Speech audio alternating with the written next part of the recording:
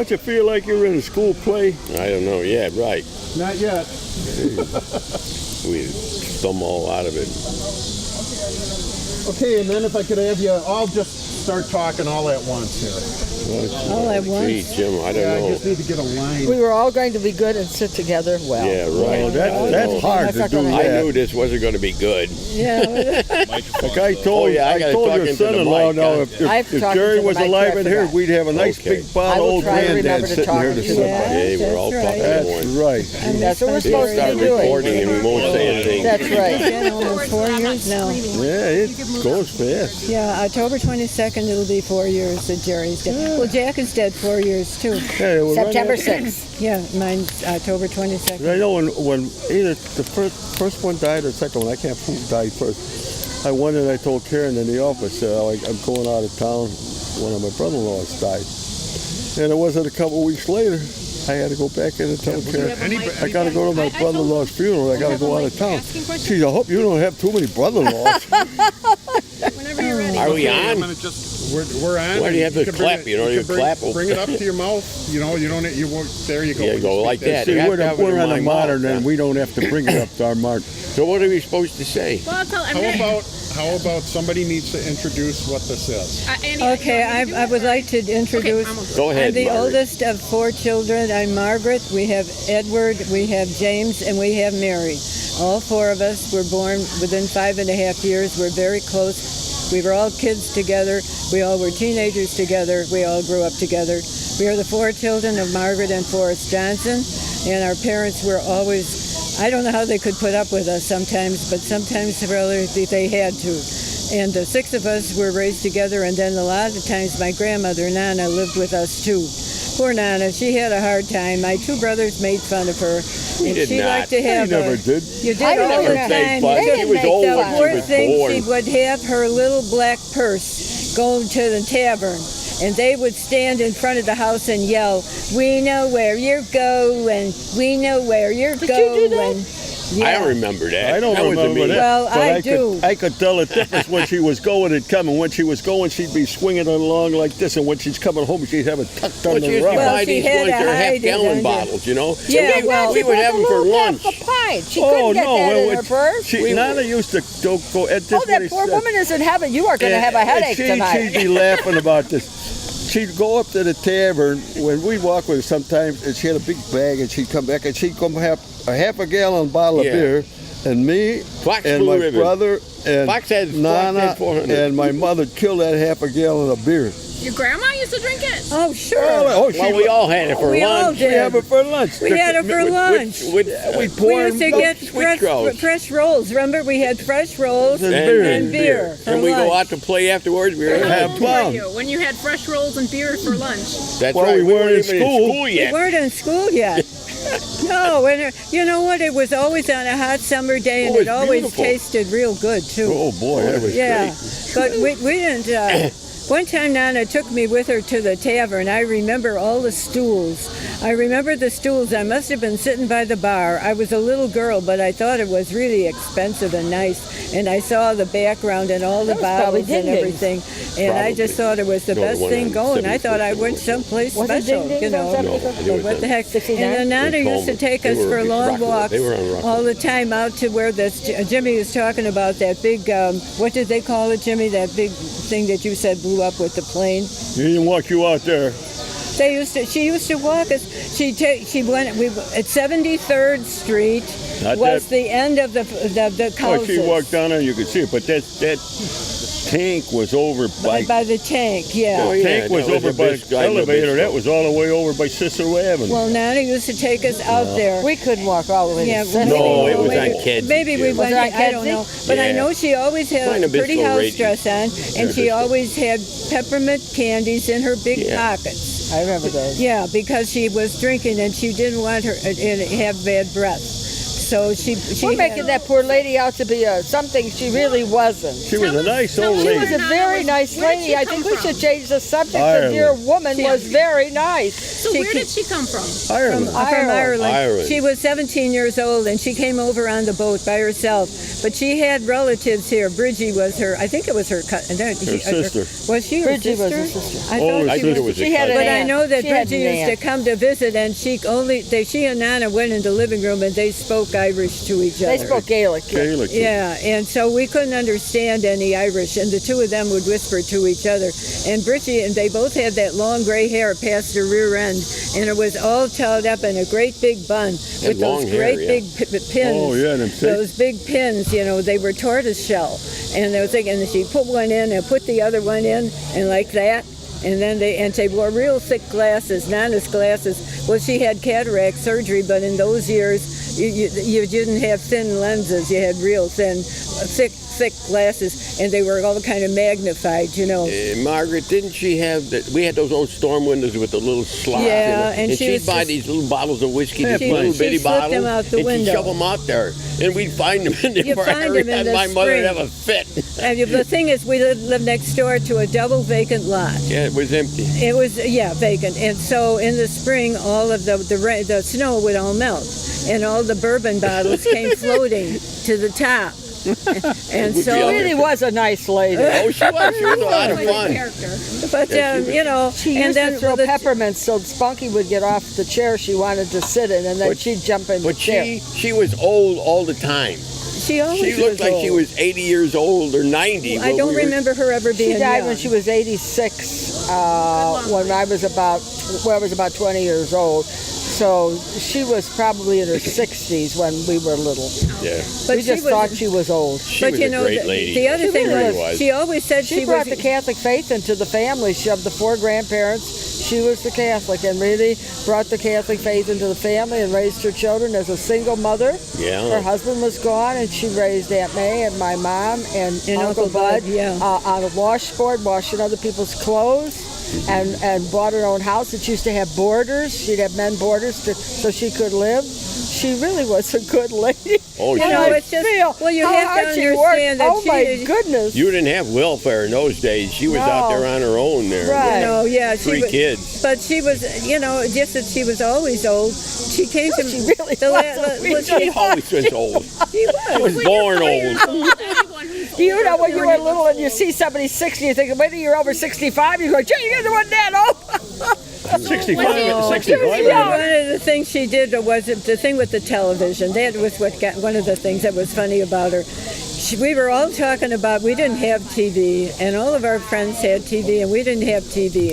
Of course, TV was all black and white, and there was no such thing as remote. It was all, you had to turn the knobs yourself. So one day my dad said to my mother, the kids are never home. They're always over at their friend's house watching TV. We have to buy a television set. So my mother said, okay, but Nana immediately said, I won't have anything to do with it. Remember the boys? We're not having to do with the TV. So when we got the TV, then all of a sudden Nana started noticing the TV, and she just was crazy about it. So we She had took this over the TV. table, What are you gonna do? and so she made sure that she got the chair that was the closest to the TV. So she could be the first one up and get there before anybody else could get Touch a the knob. program. So then these two guys complained to my folks, and they said, Nana's always there. She gets all the shows we want. We don't get to watch anything. And my dad was a saint, He just said to the two boys, look, Nana's old. She likes the television. You just guys be quiet and let Nana have what she wants. And they did. But Nana thought that when they asked a question on TV, that she heard it. Now, you kids remember this. And she would talk back to them. So if they would ask a question like, how old are you or something, she would answer it. So she would sit right next to the TV. And so then we had to sell their dining room set to make the dining room Yeah, a we TV used room. the dining room as our TV room. So yeah. they turned this TV, they bought these two bright red Couches. leatherette couches or whatever Yeah. you want to call them. And they were kind of ugly, but I know. he's laughing.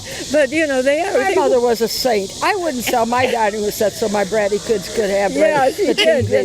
Well, my mother wasn't happy, but so my dad She said we had to have lost out. TV. So we had these couches or whatever they looked like glove seats. There was two of them. And the thing is, when you wanted to watch TV, everything was, you turned it on. Well, first of all, you had to get it on.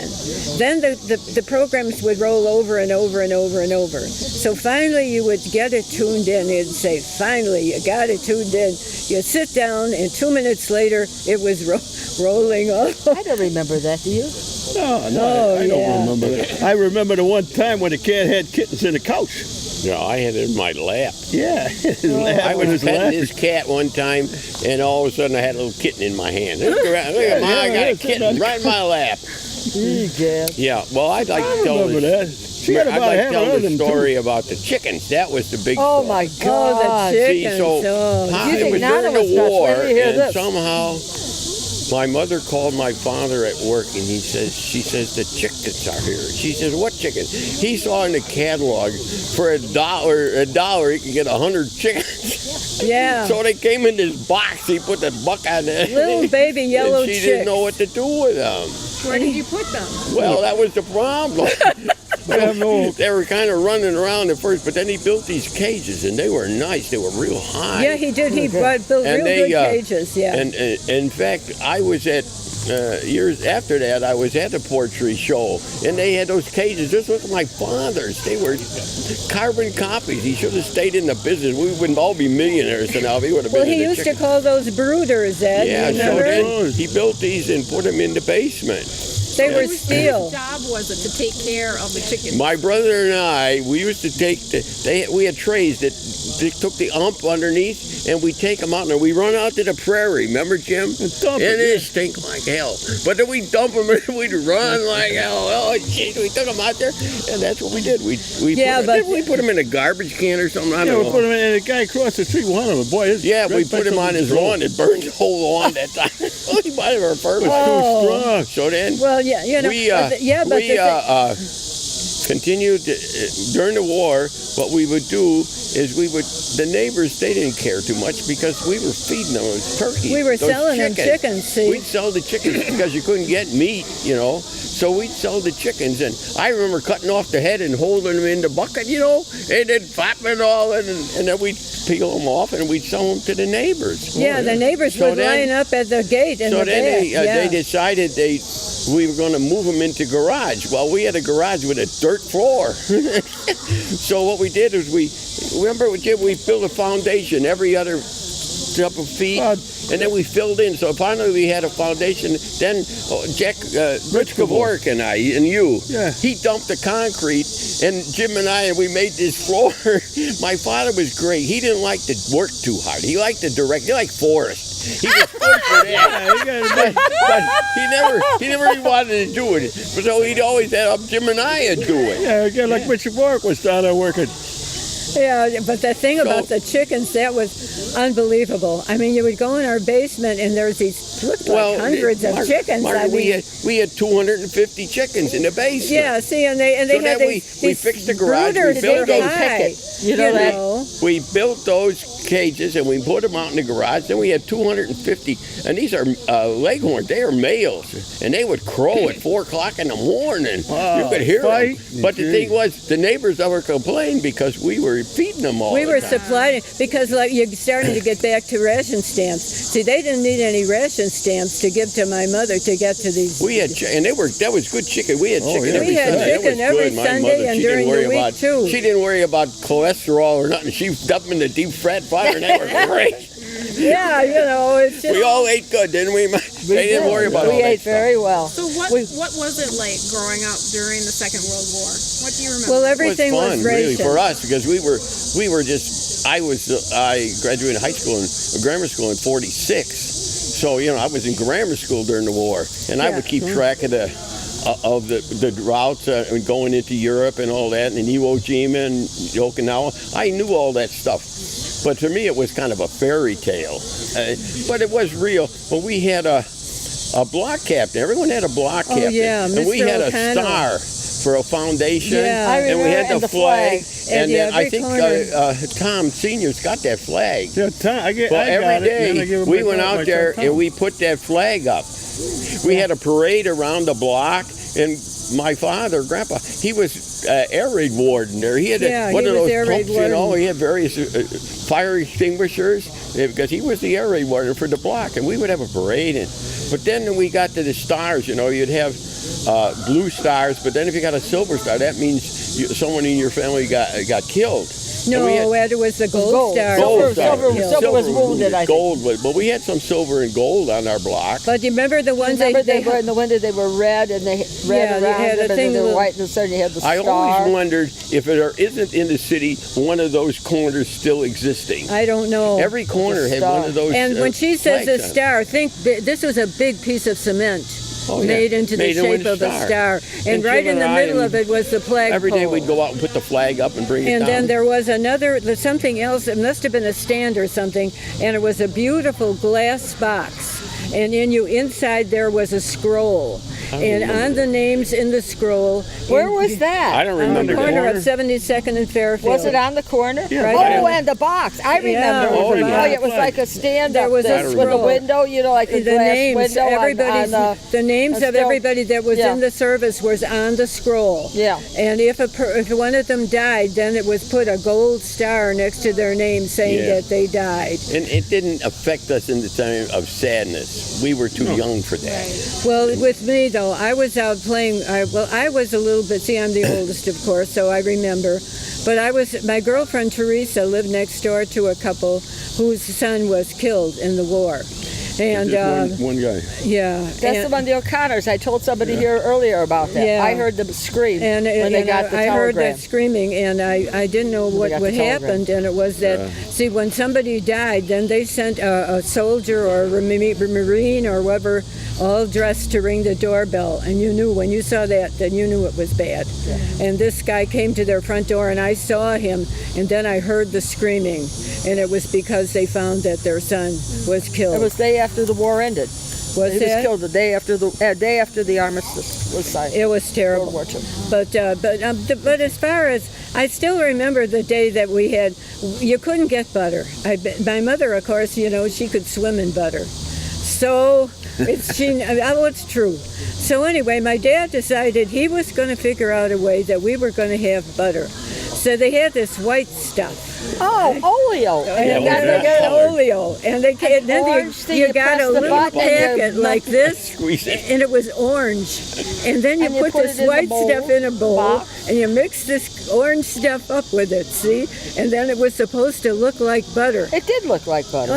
Well, maybe, They still sell that stuff. but not imperial. This doesn't taste like that. It tastes just like the same shit. No.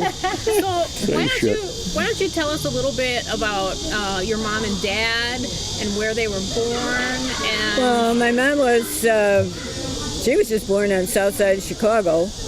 And my mother, she had an eighth grade education, and then she went to what they called commercial. And in commercial, you learned how to do typing and how to take shorthand. And because of that year of commercial, was able to get a good job. But as far as jobs go, she started working. She was wrapping packages at Marshall Fields when she was about 13. She started wrapping packages there. But when she got through with commercial, she got a job in Bell and Gossett Company. Mr. Gossett was just opening his company, and he had a company in a garage. And my mother was his first secretary. Well, then his company got bigger and bigger, and of course, then she just kept getting promoted, and she was Mr. Gossett's private secretary. Well, she was getting older, and she was single, and she had a boyfriend. You guys, Fred Ballou. Freddie Fred Ballou, Ballou. yeah. Ballou, yeah, And we I all heard that thought that, name a long time. she thought she was going to marry this guy eventually. But one time, Mr. Gossett said to her, Margaret, did you meet that big Swede that's down in the other part, you know, in the machinery part, you know? He says, I think he's single. And my mother said, we're already dating. Yeah, she told me that quite a few times. So then they didn't go together very long. It was kind of hard for them. My dad was not Catholic.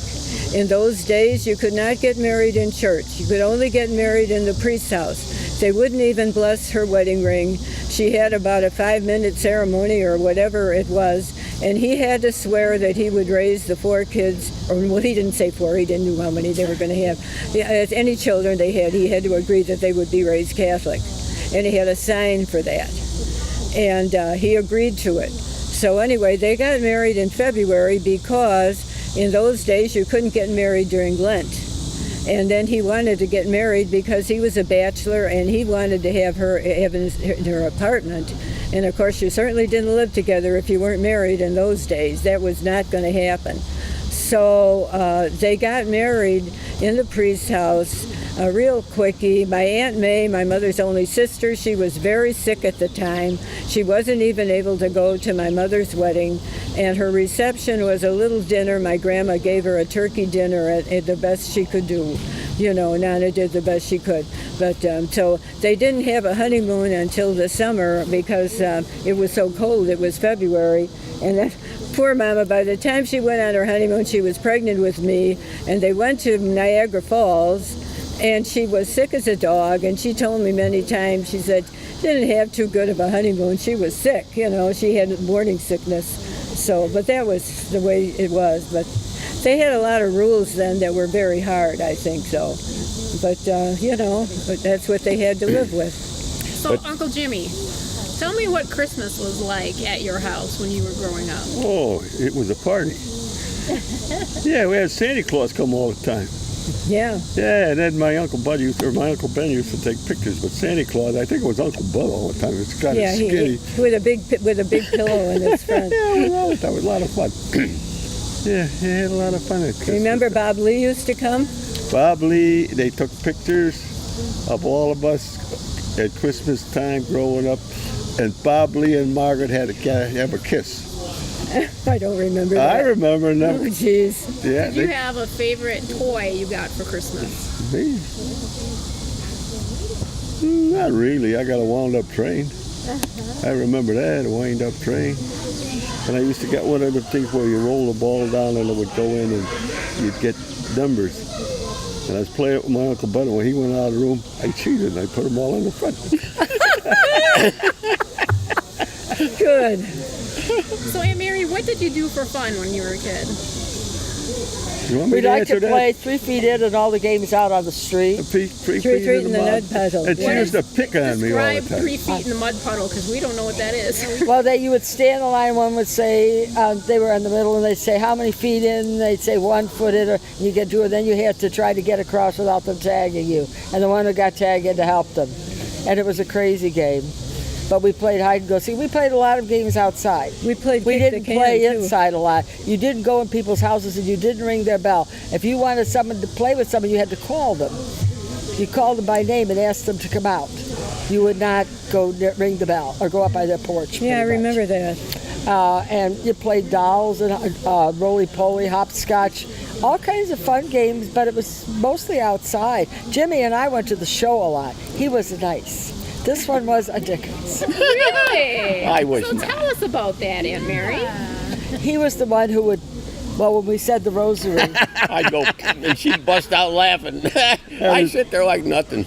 I go, he would get us and me in trouble. He would poke me and I would laugh, and then my mother would frown. And I would be, my father joined the church, and we thought it was wonderful until he decided we should now say a decade of the rosary That every was night. my secret. And then we weren't so sure. We were glad he joined the church. And we had to say a decade of the rosary in the evening at supper time. But my brother was. We had a good time. We little kids. We played paper dolls and house and store and little games. my mother, we used to have club for dinner. I was just Yeah. going to Everyone had to give a remember penny. Buster Bumblebee? And she'd have us do little Remember things. Buster Bumblebee, the little blue book? And Mama read one chapter each time? Yeah, we I've did. still got that book. Oh, Buster Bumblebee, Yeah, yeah. our dinners were a club. She went around. She was very creative. My my mother was very creative. I didn't appreciate how creative and good No, she we really didn't either was. at the time. Sometimes I think, all I can ever say, I look at my mother and say, I'm sorry. I ask God, please apologize to Mom for everything. Please apologize. I wasn't Well, really she had on to put up with Mama tried to live nice. She didn't have anything. didn't try to live nice. She but did she live tried. nice. So We were she treated very made nice. us. She made us eat dinner my in the grandmother was dining nice, room. too. And we didn't want to eat dinner in the dining room because we each had to pick our own plate up and bring it to the kitchen. And Weren't we you'd think that was mistreated? the end of the world, but we had to do that. And the thing is, we all would have some place. In my case, it was usually to go to a movie with a girlfriend. And Ed was wanted to go to St. Rita's a football game, and I don't know where Mary and Jimmy went, but all I know is that we didn't want to have dinner in the dining room. So, when she finally sold the dining room set, my mom was upset, and my dad was like, well, we got to have the TV room, But she was... I don't know why she let us do that. I really don't. Yeah, she didn't... it was... But she... We should all apologize to her for Yeah, that. right. On camera. We were not nice. No, you're right. But we had a club. We had the club, and my daddy was the president, and Mama was the secretary. And we each had to put something in dues. I don't know where we It was each like a got a penny, I nickel. think. We got it from someplace. Yeah, we did. But anyway, we would put it in. And then when it was Valentine's Day, we all had to give each other a Valentine, whether we wanted to or not. And she would decorate. She would take a shoebox and put a slit in the top to make it, and put all the red hearts on it and fix it real nice. And then Daddy would always get one of those big, hearts? Those big ones with the fancy ones and with the satin top.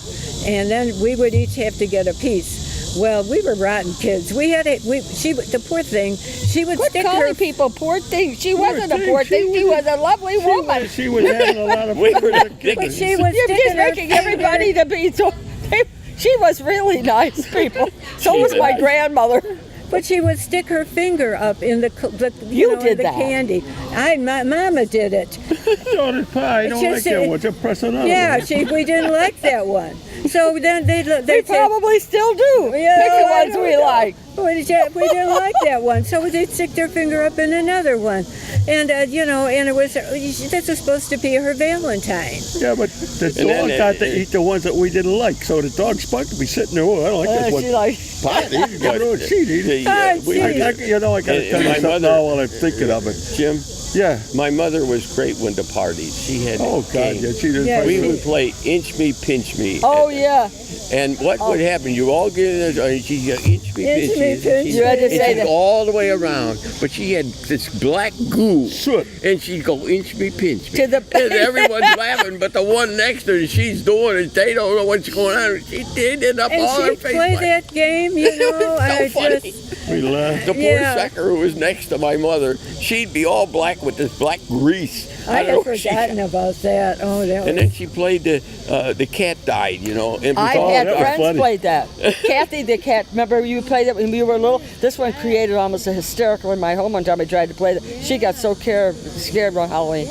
My cat died last night. No, It and was a she'd have big all for the guts, she'd have goo, and she'd have Oh, all yeah. these brains, Turn and the she'd lights pass on, it all she'd pass around it in the around. dark. Aye. This is the brains, and this is the guts. Yeah, she did that, and she would make this really yucky stuff. I don't That know was at what it Halloween. Ugh, Yeah, yeah. she was good. I got to tell you this before I forget. The most I ever upset my sister Margaret was we were working on Oh, the I kitchen know what he's gonna upstairs, say. and she was down in the basement by the wash machine, and I pushed over about a 5-foot section of brick wall, and all the dust come raining down on her. She come out looking like a ghost. I It's just- already going out. Well, I had going just washed my hair, and my hair was all wet. And then this crap came down from the ceiling, and I white was covered up with it, and my hair was all wet and full of the plaster. And he's laughing away. I didn't know she was there, but she'd come out, I thought, look at that, looks like a ghost. I, Still laughing about it. That was so funny. I didn't think it was funny. Well, that was That funny. did. That was funny, wasn't it, Jim? When my pa, like I say, he was great for he like Forrest. He was great to get the thing started, but he didn't want to do the work.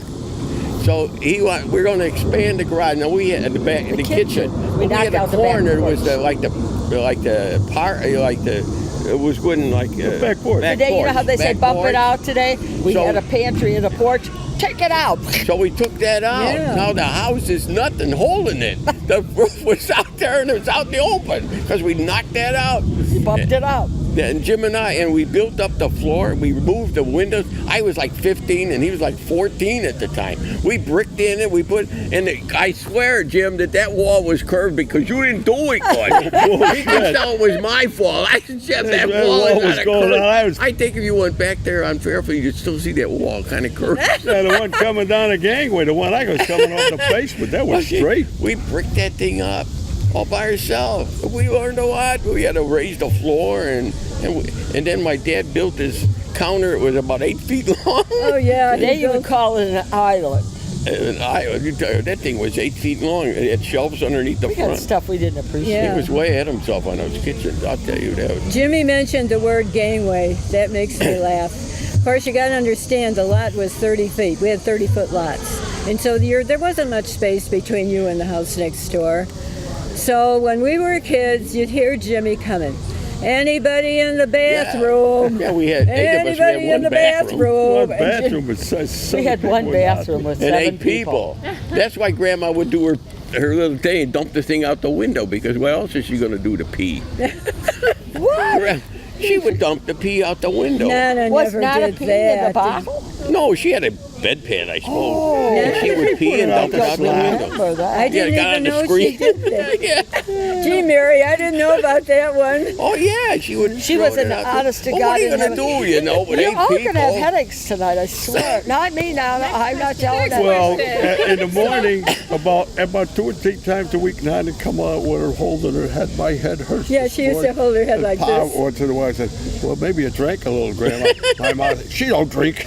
Yeah, you know. Never had And see, no. the other thing, the bad part was, after my mother discovered that she was pushing the bottles out. You know, you've got to understand that we had storm windows that had little slats, and there was a little piece of wood, and then you put that's to keep it warm. So then, when you wanted to stick something out, you just pull that up. Well, so what my dad did was he nailed those things shut. He was going to solve my mother's problem, so Nana couldn't do this anymore. Well, poor Nana, you know, she didn't know what to do, so she started pushing the bottles under the stove.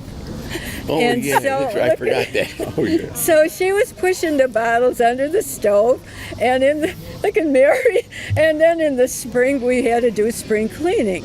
So my mother would say, well, we have to clean around, around under the stove and everything. And all of a sudden they found all the bottles, they were all under the stove.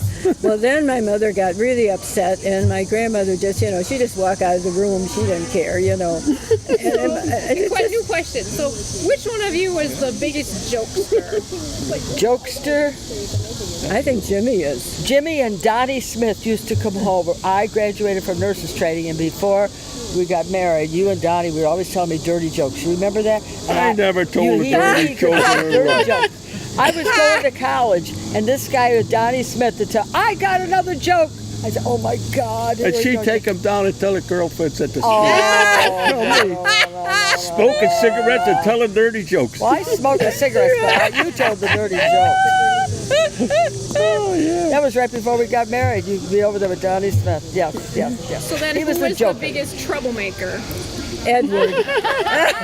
Yeah, I always come out smelling like a rose. Well, you I were was the always crown Mama. prince. Mama thought Edward was Saint I Edward. walked on water, right? Yeah, and He learned something that everyone should know that I never learned. He always came into my mother and would say, is there anything I can do for you today? Of course. A mother would almost faint if a child said that to her. Well, no kids ever do, but this guy learned to do that. And so she always thought he was nice. My children never asked me that. Well, No, she kind of liked him. but He was nice. there was the difference between Ed and Jim. Ed yeah, is the difference. Ed was always a neatnik. He still is a neatnik. Everything. When you moved into your new condo, and you showed me this picture where you had to figure out exactly where each everything piece was, of sure. furniture was going to go, and everything that didn't fit in the picture Gone. was gone. Yeah, right. And you showed me that, and I thought, oh, this is really something. On the other side of the stick is James. James was not neat. James was perfect. He just wasn't. And they had their bedroom was in the attic. Yeah, And it was cold up there too, It Jim. was there They was had no heat. and there was no air conditioning or anything. The only thing was my dad had put in asphalt floor. I don't know if my dad did it or if he had somebody do Oh, it. he though. did it. We did it Did he with him. do it? Yeah, we but did they all that. put in it's a dark brown asphalt tile floor. That was the only thing that was up there. And they had twin beds, such as they weren't much. And it was Army, weren't they?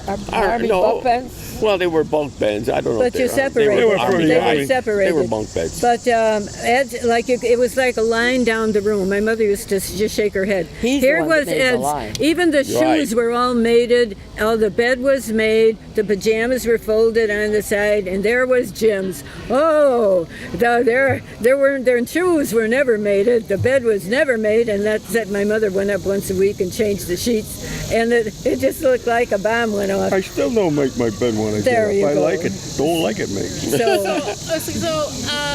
We have a question here and wanted to know which one of the uncles actually told the dirty jokes, and then there's a request for an example of one of the I don't dirty remember. jokes. God knows. This is the one who told dirty Yeah, jokes. Jim would definitely. I was one of those Yeah. joke I tellers. can't Even think though of I them. knew They it, gotta I think when I they never come could out. tell a joke and make any sense I never out of it. told any jokes. They weren't dirty like they weren't pornographic or that, but they were just sort of. Oh, I know one. I Go know ahead, one. Jim. This is a funny one. It ain't a dirty one. This little boy and little girl are playing it, and they're running around the whole house, running around. And they run upstairs, and the little boy gets down to the end. He jumps over the knob and hits the floor.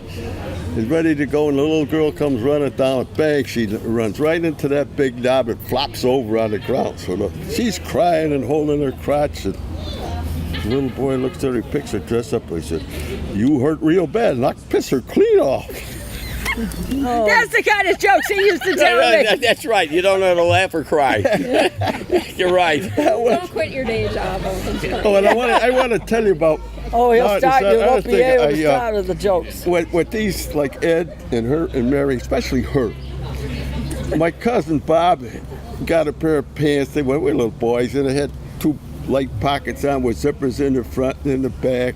Really nice looking. So he wore them for a couple of years, and then he outgrew them. So he gave them to my brother. My mother gave them to my brother Ed. So he wore it for a couple of years. Well, then he outgrew them, so he gave them to me. I wore them one day, and I ripped the pockets. She says, "Look, Bob wore it for 2 years. Ed wore it for 2 years. He wears it for 1 day, and he rips them." I didn't. That would be typical. Oh no, I was all wore out. They were 4 years old, wore out. They give them to me. Oh, and another thing, see, Bob Lee, you have to understand the way with Bob Lee was my mother. My mother's sister only had one kid, my cousin Bob, and she was married 8 years before they had the one.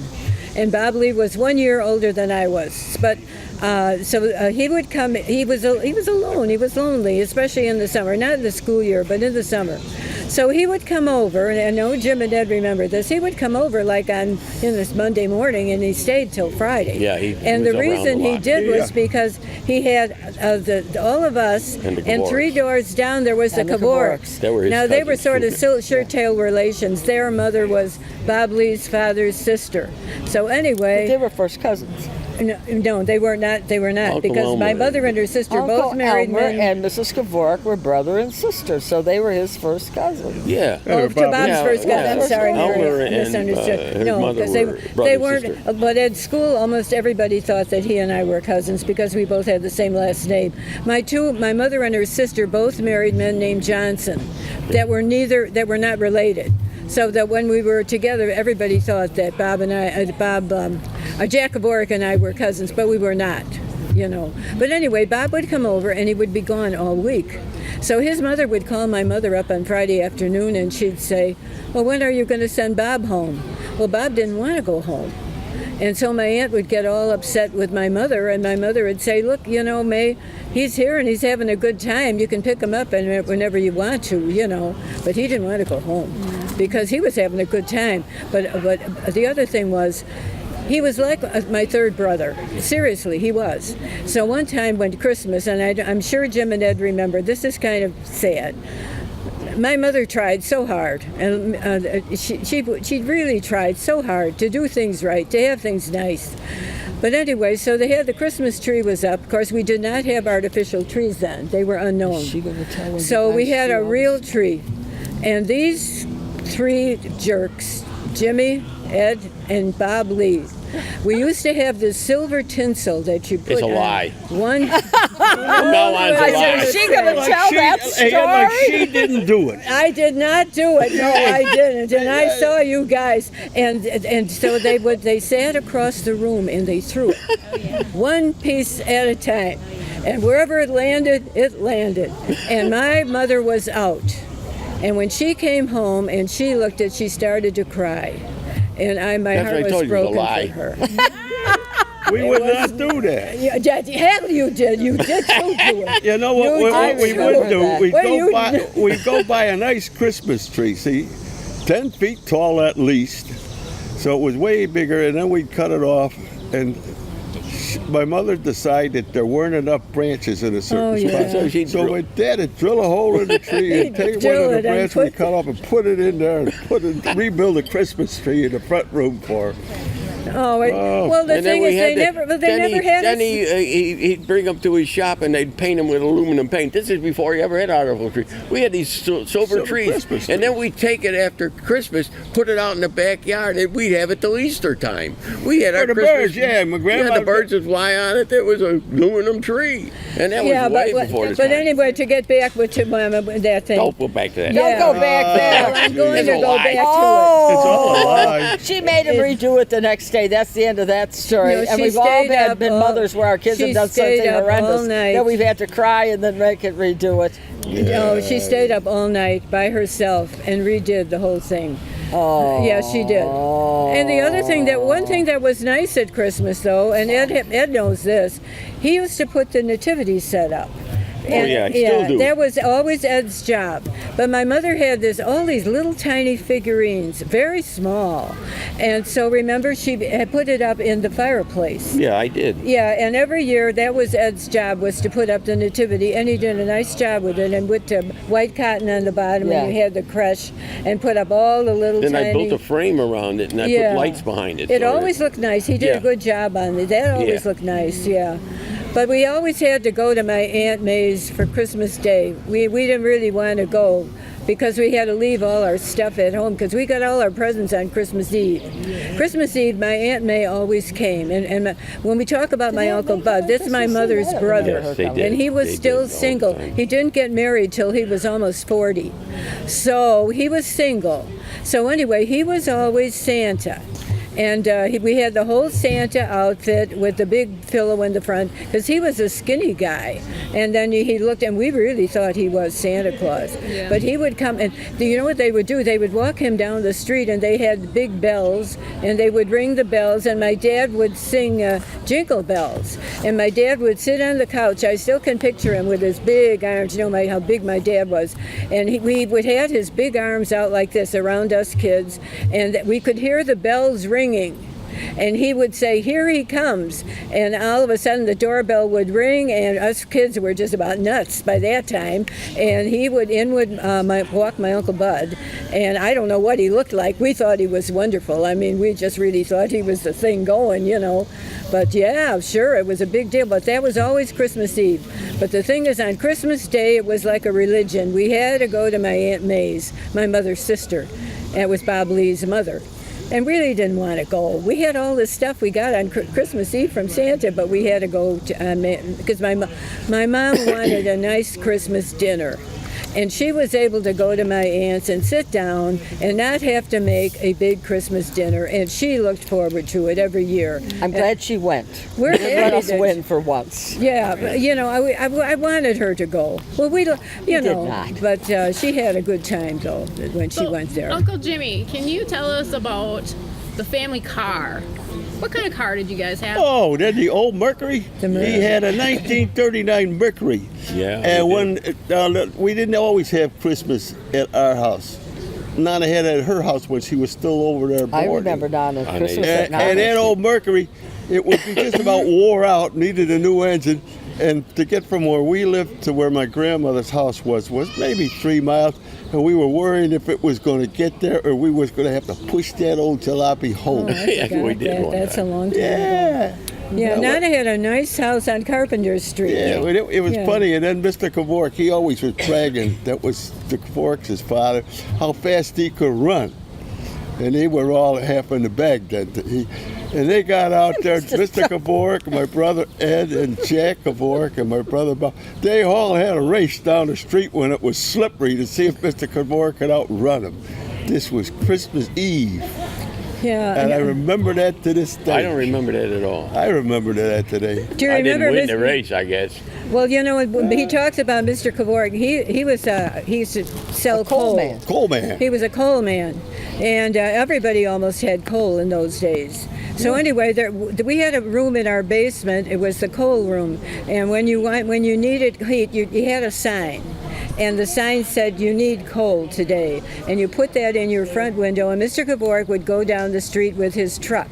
And he would see that you had a sign in your window that said you needed coal. So then he would come, and he would have a big wheelbarrow. I think it was a huge wheelbarrow, because they had to wheel it down the gangway, and we had a big window off this room, and you'd open the window up, and he would dump the coal into the window, and then you get your coal. That's how we were heat. But what happened was, when the war came, I think it was the war that caused Daddy to change to oil. Well, we didn't No, it change was oil. changed I don't know oil. what it had to do with We the war. had oil before that. Pa had oil before we went to Wisconsin. They had an oil burner in there. And then when we came back, we still had the burner. But then during the war, you could not get oil. Yes, you had That's to get probably coal. what So- it was, Margaret. Pa backwards, and so- Mr. Gabork, Pa talked to Mr. Gabork. He got a set of grates. And on one Saturday, he took the boiler part, the inside, put the new grates in, and cut the front off the old oil burner, and shot air with that and shoveled coal in it. And it was like that all the way till after the war. So we converted back to oil. Yeah, I remember him doing something. I couldn't remember. And the some funny of- about that oil, that coal bin there in the basement, we cleaned it all up, and that's where Uncle Bud had that his was room. Uncle Bud's bedroom. We converted that into a bedroom for Uncle Bud. For Uncle Bud, yeah. Then Because Pa there were 8 made of us his in the radio room, there in room. the house. Yeah, but see, Uncle Bud was single till he was almost 40. He was the nicest uncle. Yeah, he was. He funny. was. He You was a talk pain about in the somebody ass. that Yeah, was he was funny. not. He He was used a to wonder- tease me. Oh, well.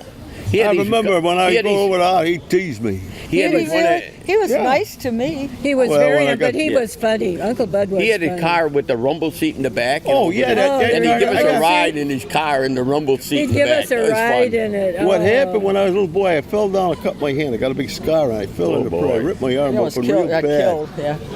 I come in the house. It was right after supper. I come in the house and went in the kitchen. And He severed an artery. my mother looked at me. Man, the blood was running off me. And they quit resting in the bathroom because they couldn't know what it was. When they wiped it off, they could see how bad the blood was running out. So they wrapped it up and put me in that car, that Model T, for it was an A, Ford, and up all the way to 69th Street without Holy Cross, stopping. yeah. Holy Cross. Holy Cross Hospital. was Yeah. You still serious have the accident. scar? You still Oh have yeah, the I still scar? got that big scar. He could have I still died have within a numbness few in one minutes. finger. Numbness, yeah. Got one Could have finger, died. no. But he didn't. never stopped. He was a real nice man too. He was in World War II. He was Oh, yeah. in the Persian Gulf Command. He Yeah, was stationed right. in He was- Iran. Yeah, he was gone for 4 years. Yeah. And we used to make cookies. I remember all the time. You remember, Mary, making cookies to send Uncle Bud. Send We'd make Uncle those Bud. packages, yeah. Because my mother was real good about writing to him and sending packages. But he was something else. He started out as just a private, like they all did, you know, because he was drafted. He ended up being a sergeant major, and not only that, the colonel asked him, his name was Jensen, his name is James Henry Jensen. And they asked him, they said, well, don't you want to go to officers training school? Oh, yes. And he said, absolutely not. And then he told us, he said, look, I had it really good. He said, I was a sergeant major. I was as high as you could go without being an officer, so to speak. He said, if I started being an officer, I would be in the low man on the totem pole, the second lieutenant. He said, I don't want to be a second lieutenant. I like being a sergeant major. And yeah, he told us that. But yeah, he... That's my and he- mother brother. That's who Yeah, that he was a But the honey. big thing, he went to De La Salle and he learned how to type. And that was his thing. He could type, so he could get into the typing parts of the service, you know. He got in the office because he could type. Remington So it kept him Raider, out they of the call them fire, Remington because Raiders. He could type. In World War II, he didn't have to see battle. No, because you could type. He just had to live through the heat of Iran.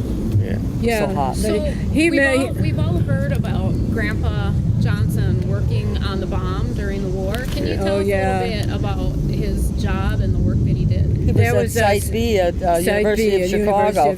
Was under the University of Chicago was Site B, and he ran the tool room. Yeah. And I was telling someone earlier today, you know, they have people always getting into your business and telling everything. No one knew about Site B. No one knew. That was a total secret in the country. That the atomic bomb was designed there, and that it was switched to Los Alamos, where it was built. Yeah, but it was all designed, and the tools and everything were made under the University of Chicago, under the football field. Yeah, That's where it was. You know what it was he under said? the football field. After it, they didn't know if that damn site was going to blow up when they were going to making it. They used to handle the uranium with their hands. No, Yeah, one time it was a he was shame. homesick. And I remember these men with the black coats and the black hats two of them came to the house. I was young, you know, what did I know? I saw them. Yeah, and Mama told us, well, Daddy doesn't feel good. Okay, so he sat in the corner in his chair. He didn't say much. We found out later that he was suffering from this being too close to this uranium or whatever. And he told us much later that the government had life insurance on him and anybody there that was working, that if they would die as a cause of this, because they put this money aside because they didn't know what was going to happen to It was very anybody. early. They didn't know enough about it. It wasn't, you didn't have any protection. There was none. No, they didn't realize how bad the radiation but was. he had He lived a long time, and he never had any side effects from it at all. No, he never did. No. How did he get that job in the first place? How did he get the job? I think he just applied. He just was looking for a job and applied. He got a job and he didn't like it, and he got tired of it. He'd go get another job. But once he got that job, he couldn't quit. He could not. It was like being in the army. He could not quit. And the day that the bomb was dropped, he called my mother and told her, we can talk about it now. By the way, he did break his silence once. He told me that he told my mother. He just had to tell someone. But of course, she never told anybody. None of us, but he called her and he said, the bomb it's done now. I can quit now. And he did. He quit right away. He said it was too scary and he just didn't want to be involved in it.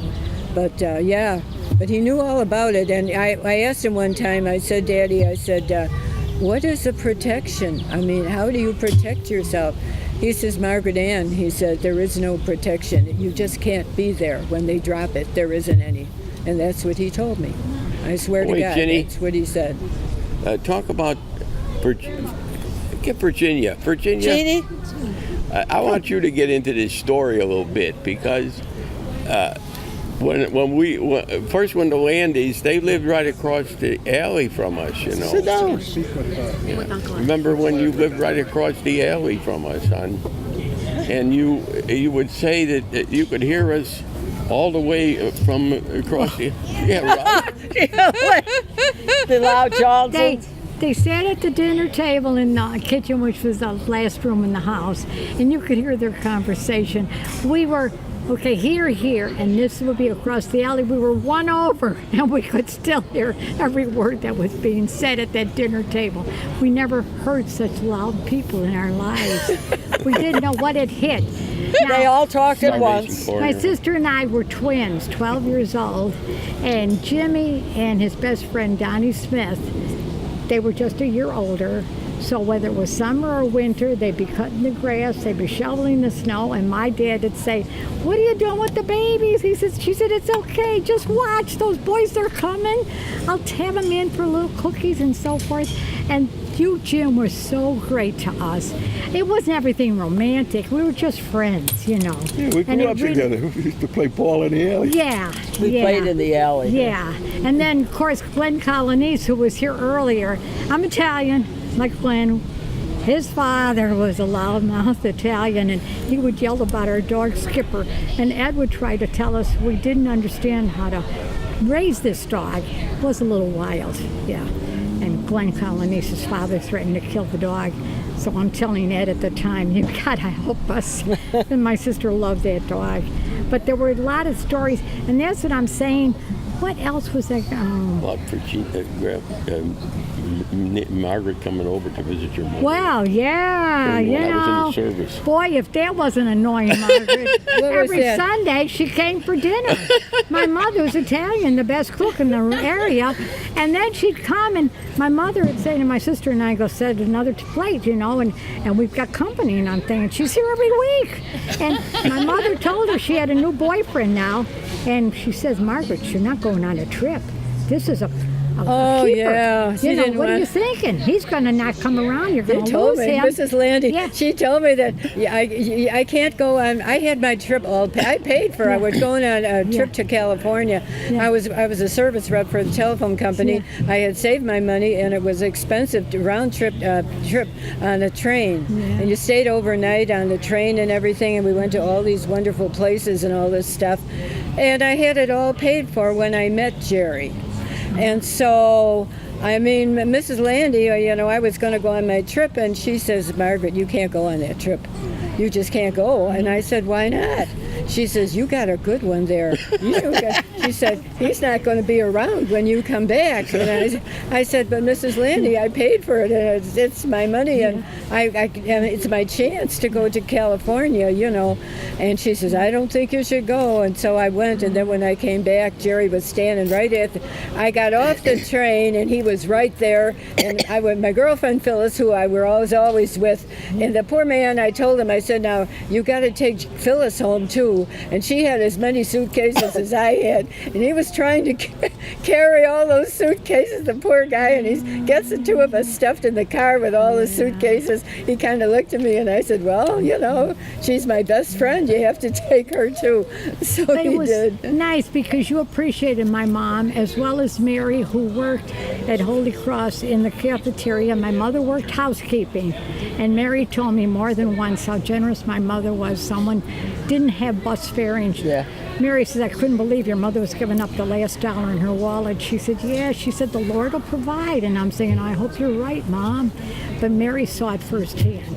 She was a very kind person, and that's why you coming to visit Margaret, that's just the way she was. She was very excited that you came, and you did enjoy her talking to you. Oh, yeah. 'Cause she Don't was you remember the interested. first thing that she'd say when we were all together? Yeah. When Lorraine and Maggie get married, look at she knows. And she'd start in. And, of course, you already were going with Ed, and I don't know if Jeanette had a boyfriend or not, but your mother had decided Well, that the older Lorraine and I ones. were hopeless. The older ones, we yeah. weren't going to get married, See, and you know. have to back up, Margaret. Ed, I don't know, Jim, if you finally got the job riding the bicycle, bringing the groceries to the yeah, I different did that for delivery. years after Ed did. And Ed used to go to all the different homes, and ours was one of them. My mother would probably take the meat home, but then he would bring the rest of the groceries, and he'd offer to go stoke the fire or house the hot water and everything else. They'd give him a bigger tip. And then he said to her one day, was I dating someone? Yeah. So then when I broke up with this fella, she says, hurry, Eddie, ask her out. She fell in love with Edward before I did. That's And I funny. never told him till after she died. 5 years I dated him. 2 years away at school, a couple years in the service. She said, the man's never had a regular job. I hope he's going to be able to support you. I didn't tell him while she was alive. There's a lot of cute things like that. It was just different times. That's what I said. Have you talked about the rationing during the war? It was a different time for us.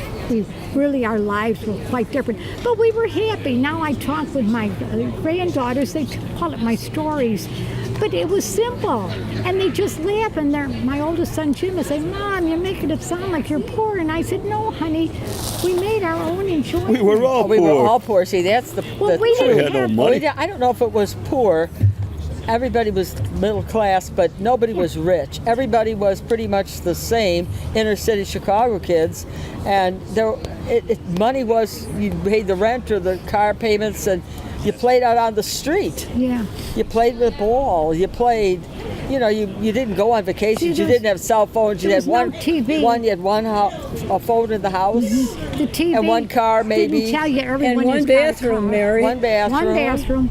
Oh, yeah. But it says, but you didn't go down the street and see a 3-bathroom, 5-bedroom home. Everybody had 1 bathroom, 3 bedrooms. The dad worked. So life was, in the neighborhood I live today, everybody's kind of got something nice, but they're kind of the same. Stand up. Yeah, that's nice. Well, we had a good life. I Yeah. don't regret it. I don't regret. I will say something for my grandmother. I have to speak up for Nana because I loved her so. And when I was a little girl, and when you're a child, a lot of people don't pay a lot of attention to you. And every time I would come into the room, and Nana would say, "Oh, Mary Christine, the lights go on every time you come in the room." Oh, is that And that's what nice? she used to say to me all the time. And see, that's why I stick up for her. All these other stories I knew of, but didn't know of. They weren't a part of the Nana I knew. Well, I And, remember when we kind. I've never heard her say an unkind word to us children. She was No, kind she to us never did. and good She to was us. always My nice to mother us. was kind and good, and so was my father. And I hope when my children are sitting in these chairs, they will say, "My mother was good to me." If I could say, they could say as much as I say for my mother. What I did wouldn't they want teach anybody you? to say a word against her. Aunt Mary, what did they teach you? Huh? What did they teach you? To be kind, to love. What did they teach me? about That the they loved golden me. rule? They loved me. The golden rule: teach others the way. Yeah, I mean, they were treat good. others the I way don't you want to be recall. treated. You got to speak into the I look at all the cousins that are standing here. You're all being raised by people who love you. And we were raised, they loved us. Now, I have to admit, when I got to adulthood, I had to forgive my parents for some things I thought I should have gotten, I didn't. Or I was, and you say, I forgive because they did the best they had. You know, from our point of view as a child, you're never getting it. You know, I always feel, The but- other one's getting it you want. yeah, right. You know, that sibling rivalry and all that was there. But my parents were trying. I don't recall them ever deliberately being mean to us, ever. No, I don't think before they we were ever stop, mean. there's a couple of stories I'd like to be able to tell. One is my father made the tower in the basement, in the backyard. tower. We had a yard that was about 20 foot square. It was small. Oh yeah, I'm sorry. He was a very small yard, and he built this tower out of aluminum tubing, and it was 40 feet in the air. And the antennas were so long they extended into Yosis's yard next door. Oh. And he would go on the air, and Virginia would get him on her TV. He's a ham radio operator. Yeah. We hear his voice on our TV. Did you tell him to turn it off?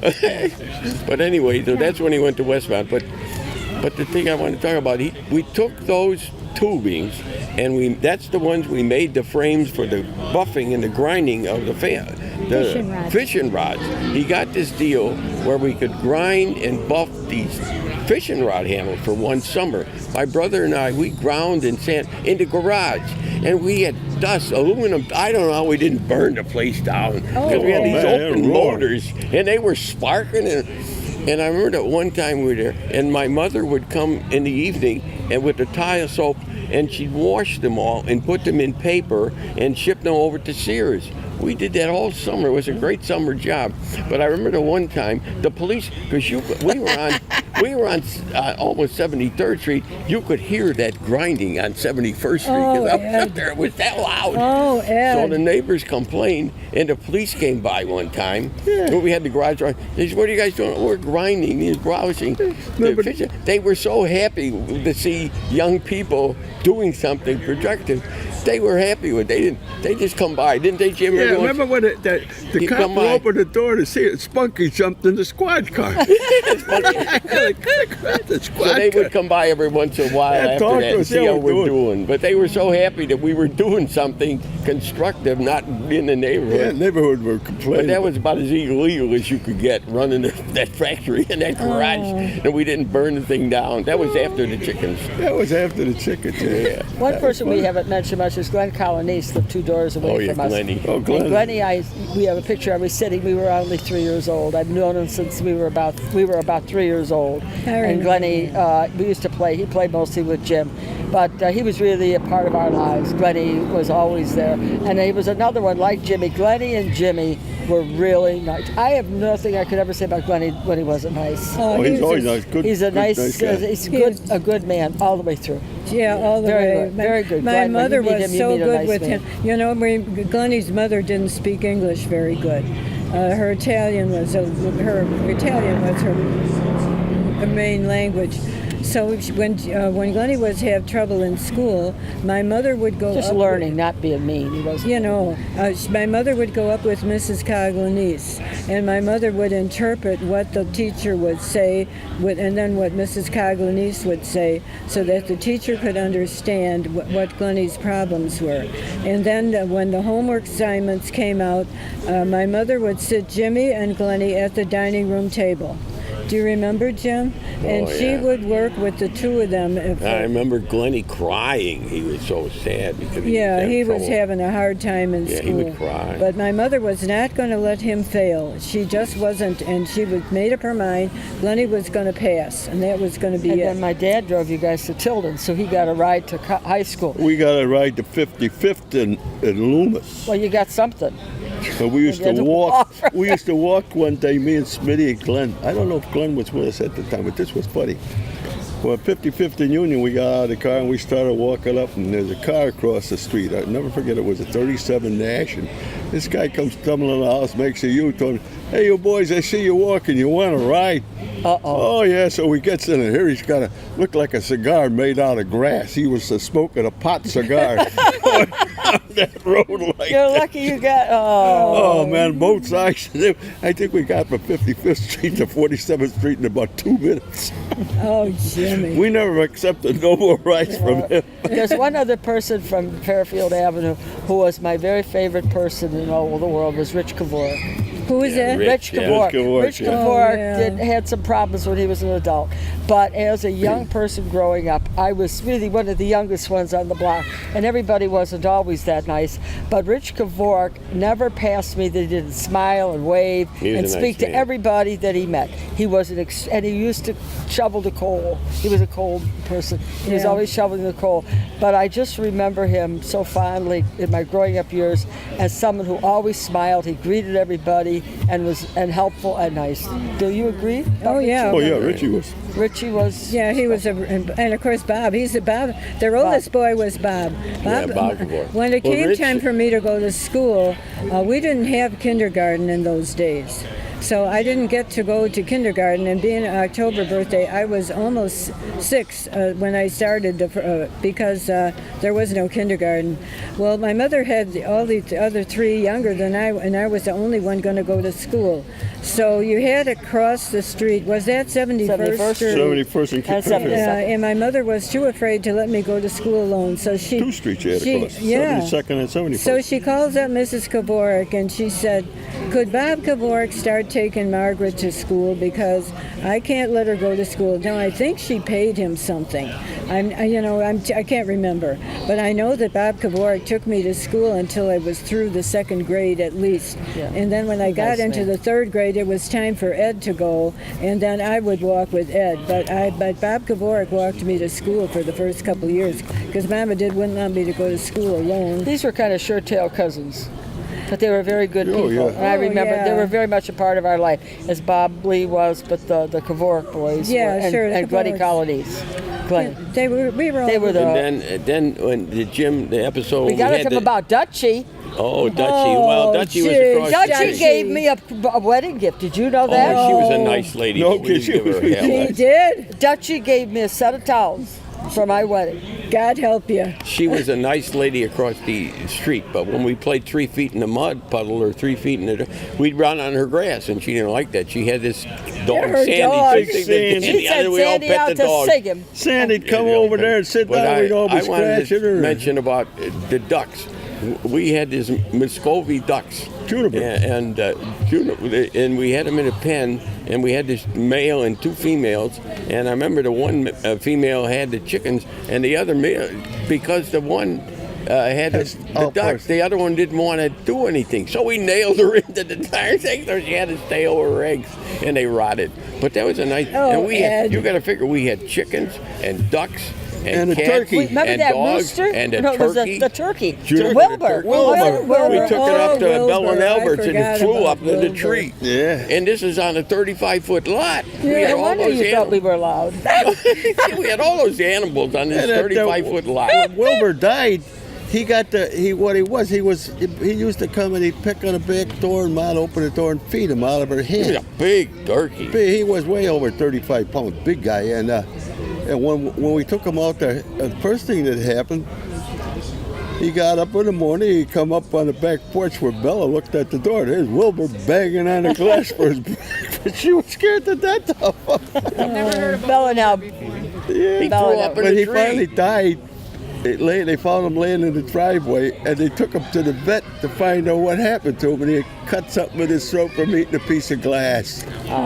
He was an But old he guy. was such a pet. Yeah, we had different pets.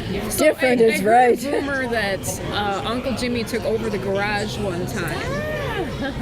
Me? Yeah, something about a 49 Mercury. That was Pa's car. I didn't have a 39. Well, you had to.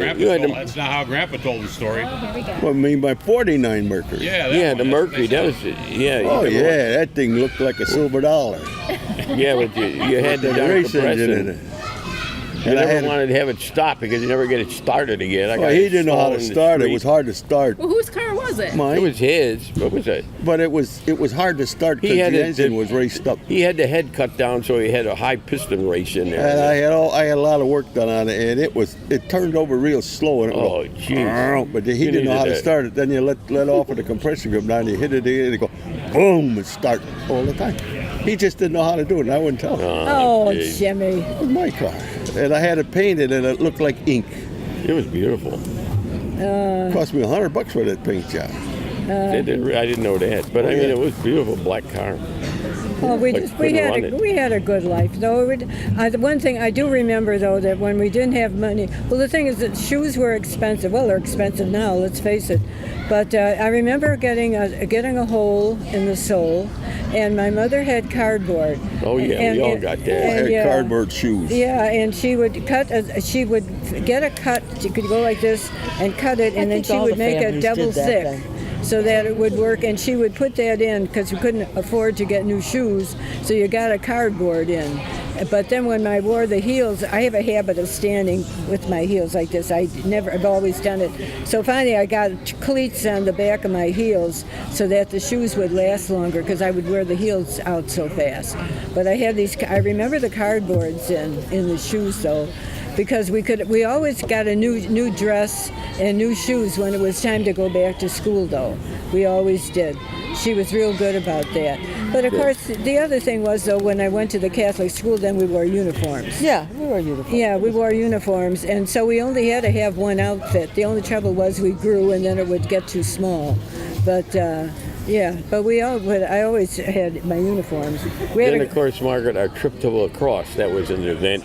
They came to the school with about a month left, and I was in second grade. I was making First Communion at St. Adrian's, and I went up and made my First Communion at the Holy Trinity School in the same year, within a month or 2 months. yeah, we were in. I didn't know what I was, what was going on, geez. But we had a good time in lacrosse. Yeah, we loved it in lacrosse. And then we had Dickie Brewer. He had the Bradburn. dog. Dickie Bradburn. The Bradburn, dog my that frees on the boyfriend. street. Oh Dickie yeah, he had that beautiful singing voice. He finally went into the service, and his voice was so beautiful that they put him in a group to entertain. Did they? I don't know that. Yeah, he entertained other servicemen because he had that beautiful singing voice.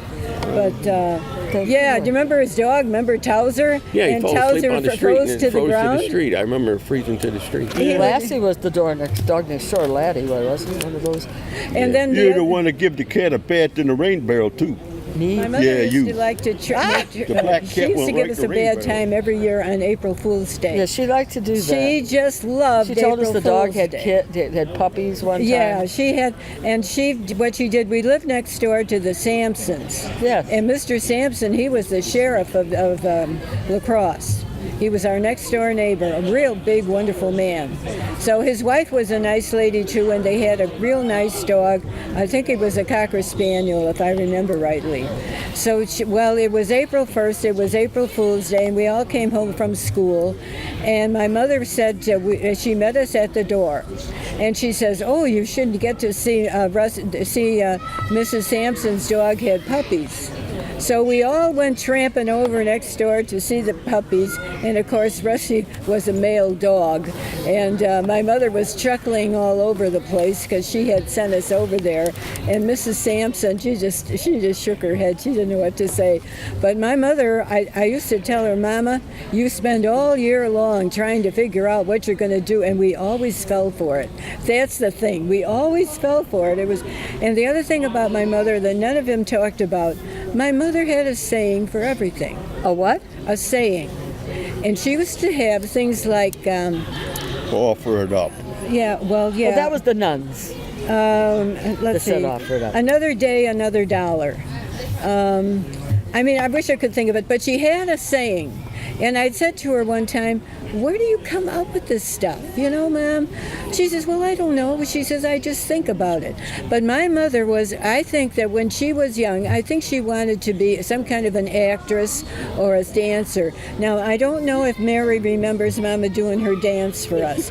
She always danced. I was thinking of that. Mother was always exercising in the living room or dancing and having her lady friends over. I thought she was a little strange.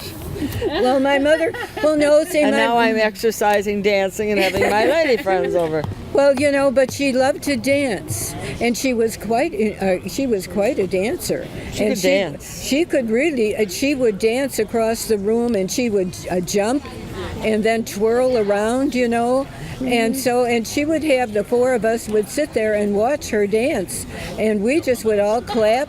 And she really liked to dance, though, and I honestly thought that in her own mind, she would have loved to have been on the stage, because I have pictures of her in her costumes. Yes, as a young gal, she was in groups and dancing. And singing. She liked to do that. Nice lady. Yeah, nice lady. She belonged to a hiking club too, and she used to hike. Well, that's how she met Freddie Ballou. He belonged to the hiking club. That's how she met him. Thank you, Lord. Yeah, I remember. They stopped up in Wisconsin and seen her. Huh? Well, I was home. You were home too. You were a little girl. You were home when Fred Ballou and his wife stopped up and when we lived in that first house we lived there. I don't know. Well, you mean in La Crosse? La Crosse. La Crosse? One day I was out playing and these people pulled up. Huh? Is this where the Johnsons live? I'm Fred Ballou because I knew his name. Oh yeah, my mommy's inside. I went and got her. Yeah. Yeah, him and his wife. Yeah. Stopped up there. But she. Uncle Jimmy, can you tell us a little bit about your time in the Army? Oh, my time in the Army? Yeah. As a ground pounder? Huh? As a ground pounder? What is a ground pounder? As a soldier. A walking soldier. Oh. Well, tell them how you did the... What I did, I took my basic training in Camp Chaffee, Arkansas, and from there I went to Germany. And that boat ride over isn't the best, I'll tell you. It's up and down for 11 or 12, 14 days, you're seasick. And then I ended up in a little town called Kitzingen. And when I got to the town of Kitzingen, they put me driving gasoline truck for tanks. Well, and that's in 5-gallon cans, and that was considered a war area at the time. So if them tanks went out at night, if they come back and they each needed about 200 gallons of gas, you had to stay there and help them guys load that and then reload the truck to be ready to go. So I wasn't going to keep putting up with that. So they're supposed to have 2 welders. Well, one guy left. They only had 1 welder, so I went in and seen him. And then I got to be a welder. So that was a nice job. Because nobody's going to bother you when you're welding on a 50-ton tank with 400 gallons of high-test gasoline and 76 rounds of 90-millimeter ammunition in the belly of that thing, and you're welding on it. And nobody comes near you. They stay away. If you got caught smoking a cigarette there, you got 14 days restrictions. And here we're arc welding and acetylene welding. And I did that for about... Did you realize how dangerous that was? Hey, Mark, how you Well, what's the difference? If you don't do it, they throw you in the can for 6 months, and then they take you out, push you right back where you were. Oh, Jimmy. That was what the rules were. You got to understand it. You don't tell them you ain't going to do it. So then I got transferred into a combat engineer because the 63rd Tank Battalion was coming back to the station. The 10th Division was taking over there. So I figured, well, this won't be quite so dangerous. So I'm welding there, and the guy says, you got to go up on the border, by the Czechoslovakian border. And what we're going to do up there, he said, well, you'll find out when you get there. We loaded up all the equipment we had, went up there with it, and here they had these ammunition trucks with 2.5 tons of high explosives in a trailer, parked about 3 miles apart. And they said, they give me a list, and you get all these things you got to weld on them. And then they leave you welding, got a big electrical line hooked on the ground here, welding on this underneath all this high explosives. Oh, boy. Oh yeah, they tell you if you don't want to do it, that's fine. You go to Trail Sign, and then when you come back, we'll have more of these trucks, and you're just going to do 6 months more. Oh, jeez. And we used to do that every month, every other month. That we take turns going up there, and every once in a while, one of them got blown up too. Oh boy. Oh, Jimmy. Oh yeah, 'cause that's dangerous. I mean, I never heard that story. Oh, Did you, yeah. Mary? Mary? Did you ever hear I that? never told that to my ears. She would have Good thing died. you never told Mom. Oh, I saw. No, I well, the cats and the cats, went down in the motor pool down there. You just work on the trucks a little bit, and weld up a blade or something on some piece of equipment. But then you had to go up and weld the ammunition trailers.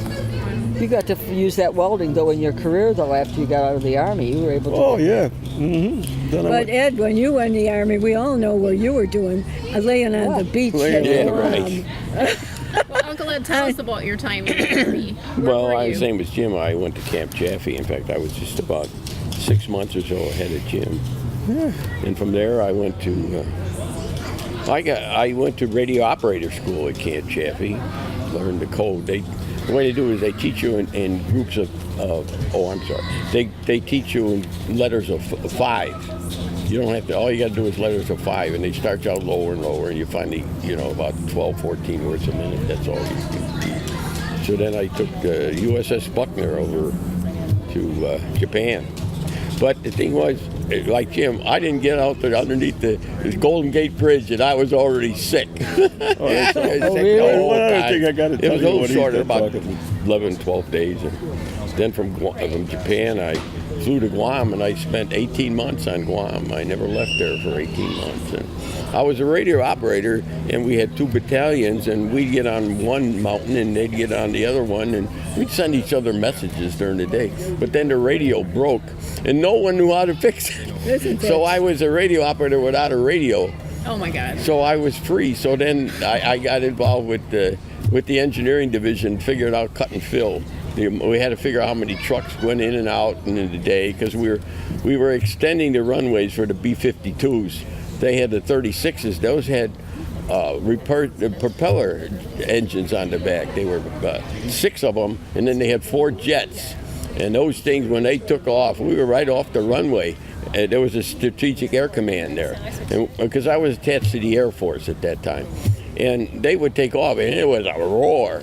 So they had runways that were 6,000 feet, and we had to go to 12, I think. So we had to extend, so they ground up the coral, and we made these runways. And I stayed there doing that for 18 months, and then I go home, and this one had me all set there. I went home on the 11th of July, and we got married 26 years ago today. 62. Tell them about when we came home, Jeannie. That was something. We went to try our dresses for the.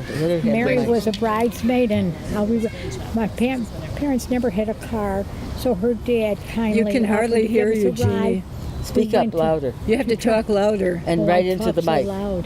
Anyway, Pretend you're one of us, one on Johnson. We had to go do our final fitting, so her dad was nice enough. We were on 63rd Street, and I look up, and there is Ed on this bus. Yeah, it was on the bus. He was the coming CTA home bus. from Fort Sheridan. Yeah, I saw him right in the middle of the street. I think we already had 5 people in the car. We squished. And I'm saying to my future father-in-law, pull over, it's Edward. He couldn't believe it. We cut the bus off to let him get off the bus. We Yeah, didn't he stopped think- in the middle of 63rd Street. He had a bag, My double bag. bag, yeah. And we couldn't believe it. And the bridal shower was the next day, and your poor mother was trying to figure out, should she feed us? And my mother said to her, well, you've got all of us now. It's a Saturday. What, are you going to save that food for tomorrow? She had a tough time, but she was so kind, because it was the dates were all up in the air then, Yeah. Yeah, it was exciting. We didn't expect him that soon. Yeah, see, I had gotten out of the service from Fort Sheridan, and I took a train or somehow downtown, and I was taking the CTA, and I got on the 63rd and I can Stony. still see you on the And I bus. Why don't was you on the sit down? CTA, and then I looked down, and there they were, right there, just right on looked very 63rd and nice. Loomis. I jumped out, stopped the bus. We stopped all the traffic when I got in the car. He was in uniform, so Oh, I yeah, I had a they uniform. could figure out what we were My doing. duffel bag. Yeah, everything. we're seeing him. Yeah. I Sounds remember like a that. movie. Yeah. Yeah, when he got home, my mama said, we want to get a picture. And I still remember him saying, Mom, if you want a picture of me, take a picture of me now, because I'm never putting this on again. I'll never forget You're that. right. And so she did. She got a real nice picture of him in his uniform. But she was going to have a picture of her pride and joy in his uniform before he took it off. Oh, I want to tell you, I forgot to tell. I went to England on the leave twice, and from where I was in Kitzingen to London. Well, you got on the train in Kitzingen, you went all across Belgium, at the Ostend, Belgium. Then you come all the way up the English Channel to go over to Dover, England, and then you went from Dover, England, up to London. And the GIs all know where to go. We went to the Motley House. That was only like a half a crowd, because if you went to the regular hotel, it was like a slum bum The town. Motley House. That was just what it was. But that was all right, good. It was nice and clean. We had a bathtub and a heat. And we spent 2 weeks over there. And we'd walk down from we'd walk down because we didn't have nothing better to do. We'd walk downtown London, the Piccadilly Circus. And the English girls were fawning all over to go out with you, because the English guys, if you were an English guy and you were walking with your girlfriend and she dropped a package or a loaf of bread, he wouldn't pick it up. Why not? That's the way they are. Why not? Oh. They were so self-centered. Well, if that was the GIs were all over these young ladies, and they loved them. And we go into like Sears and Roebuck, or them that had these big stores. The girls that crowd all around to wait on you because they wanted to talk to you. Ladies didn't like it because they couldn't get waited on. You were God. popular. Oh, Jim. we were popular. Oh, You know, great. Yeah, it was something else. I went there twice. Guam was a very nice place. You always see these tropical islands where the palm trees and the flies and when you get there, it isn't that good. That's not what Guam. Guam was gorgeous. You had this cliff that comes out, and it went down to the coconut palms onto the beach, and it had these birds that flew back and forth. It was a beautiful place. But and the temperature always was between about 72 at night and about 85 during the daytime. 24 hours, every day of the year it's the same, except it rains every day. Rain all the time. They got like 200 inches of rain. So every time we had outdoor theaters, and we'd have ponchos on because we know it was going to rain during the movie. So sure enough, it would rain like a thunderstorm, and then it clears up. But it rained almost every day. But the climate was real even, real different. And they had dragonflies. They were like this. They were big. Oh, beautiful. And they had lizards. They were green lizards with Were yellow spots. Were they like geckos? Well, these were like lizards. They were about that long. They had yellow spots on them. Beautiful. Oh, jeez. Yeah, they were gorgeous. And they praying mantises were about 6 inches high. It was different. Really? Yeah, it was beautiful. Well, see, yeah. they didn't have the winter to kill these things off, so they just kept No, growing it was and growing. always climbing. Well, yeah, because when you sent us those pictures of you laying on Oh ground yeah, on we had a Christmas club, Day, you know. Every day you went to the beach, and they had a golf course. It cost you 25 cents to play, and they give you the clubs and the balls Nice. for 25 cents. oh, Aunt well, Mary, I'm wondering about what was your first job? when I was 15, I think I worked as a kitchen aide at Holy Cross Hospital, and maybe before that I worked at Kool-Aid Factory. Remember when you met old man Crawford? Pardon? Remember when you met my teacher buddy, old man Crawford, when he was in the hospital? Yeah. He was a teacher I had at Tilden Tech High School. Real good friend. I used to work out on his farm, he used to call it. Well, he was in the hospital for some darn thing, and she started talking, and she met him for either one of my sisters. Teacher. Yeah. I worked at, when I was 15, I worked at Holy Cross Hospital in the kitchen, and I always felt you start down there, you got to go up. I was just clean and everything. That's where I was. I worked at the Kool-Aid Factory, and then back to Holy Cross in their office. But it's the kind of thing I did. Is that what inspired you to become a nurse? I think from very early childhood, I knew I was always going to be a nurse. I never wavered. Never thought of ever being anything else. It never dawned on me that I would be. I don't know where it came from, because there were no nurses in my family, or any of us. We didn't have any relatives that were nurses, and I don't know. I remember reading a book when I was 12. It said Sue Barton, student nurse. When they used to have the. Did you read that? Yeah. So I remember reading that story. That she had her series. I remember reading that. But aside, and I don't even. But it was before then. I just wanted to be a nurse, and I've always been glad I was a nurse. I've never ever been sorry. That was Mary, a great you did vocation. beautiful. Was much. It's being a nurse is. It's an avocation. It's a job, and that you have to have a love of people. If you don't really love people and love taking care of them, you won't be a nurse. Medicine. But I did. That's what I did. I went to Oak Park Hospital School of Nursing and St. Xavier then to finish off a degree. I worked at Holy Cross, and I worked at a little company Mary. Got married. I was a teacher at South Chicago Hospital. Off I went. And onward, part-time and kids and all of that. Outstanding. Oh, when I was in London, I was there twice. For about 2 weeks each time, and it never rained, and it was sunny and warm. And they tell you about the bad weather in England. It was beautiful weather. You go out in the morning, go walking around, it'd be like 75 degrees, and by 8 o'clock at night it'd be about 80, but no rain. That was beautiful when I was there. That's nice. And they were always talking about how bad the weather was over there. My first job was working in a dentist's office.